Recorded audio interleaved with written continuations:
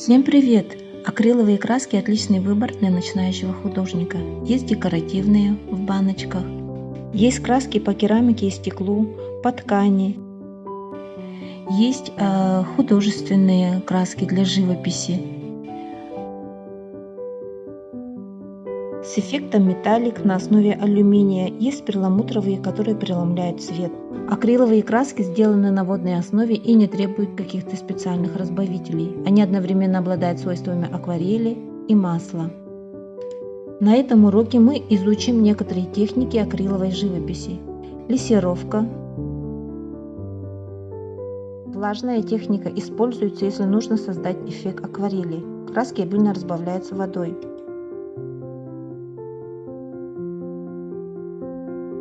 Сухая техника. Краску наносят на поверхность сухой кистью. После промывания кисти тщательно вытирают. Начнем с лессировки.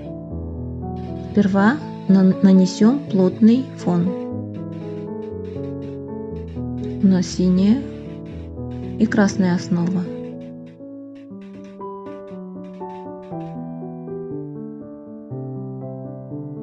Дадим краскам высохнуть, потом начнем лессировочный слой. Разбавляем желтую краску водой до полупрозрачного состояния и наносим поверх высохшей основы. Акриловая краска, если высохнет, образует очень твердое покрытие.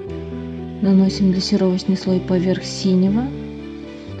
Как видим, образуется прозрачный слой, под которым просвечивается фон, основа.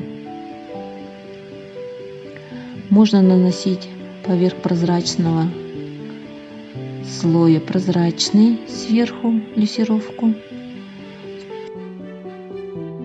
Влажная техника используется, если нужно создать эффект акварели.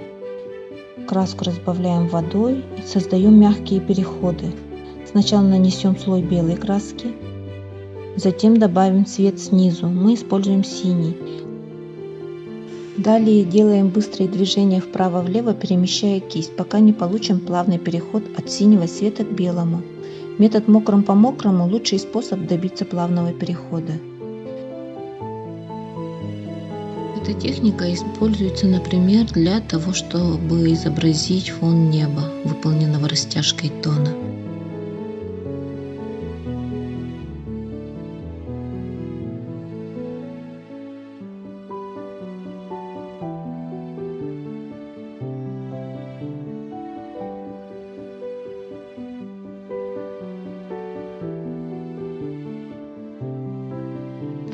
И сухая техника. Здесь краска наносится сухой кистью. Сейчас мы здесь делаем фон.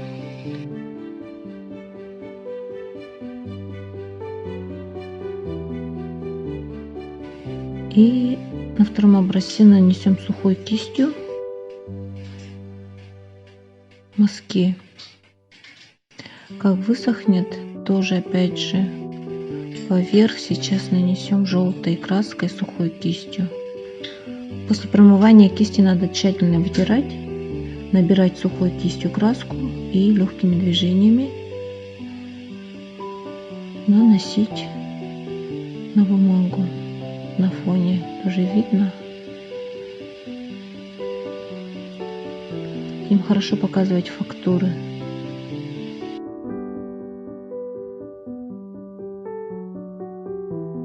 Ну вот, мы выполнили упражнение по 3 основным техникам акриловой живописи. Спасибо!